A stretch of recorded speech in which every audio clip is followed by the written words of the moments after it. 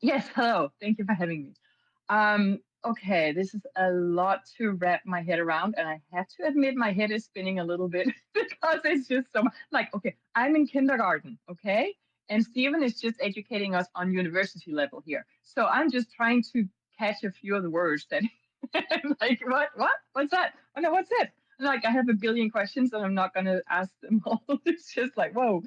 Um, but yeah, so I have.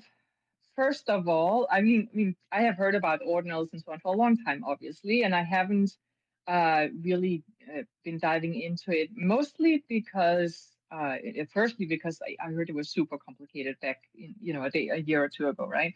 And I was like, okay, yeah, no, I do not have the bandwidth to do that.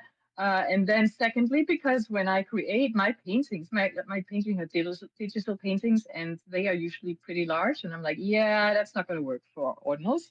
Um, but then when you guys put out this open call for this project, I'm like, okay, this is my chance to actually get my feet wet.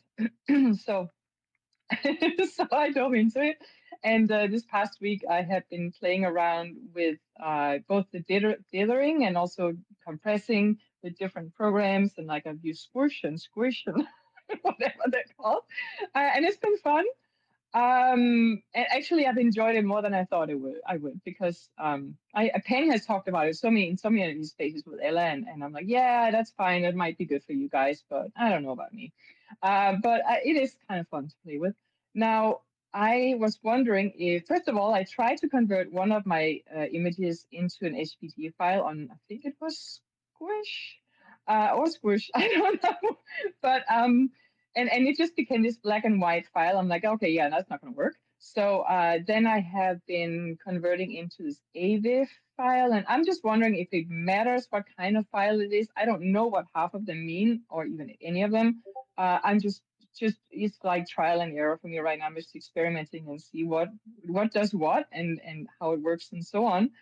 So yeah, I'm open for all kinds of advice in on kindergarten level.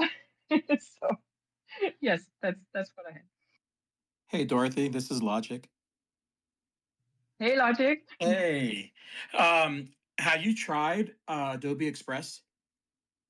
Yes, for I have tried it for like just removing backgrounds and creating QR codes and stuff like that. But yeah, I just heard you guys talk about that. I would, Go. I, should, I would recommend go to their JPEG to SVG converter tool, and it's free. Obviously, it's Adobe Express. And just try it. Just see. It keeps it does a pretty decent job from going from JPEG to SVG. You start like I was explaining before, like it's not perfect, but it at least tries to keep the colors. I know what you were talking about, the conversion to black and white. I've had that happen with other tools as well. But yeah, I would recommend you just take a look at Adobe Express. It's pretty good. Somebody who knows, but and then we'll throw it to Peng. But as far as I know, PNG compared to a JPEG is able to compress quite better than the JPEG. Like the JPEG, when shrunken, you'll lose a lot more quality than you will with a PNG.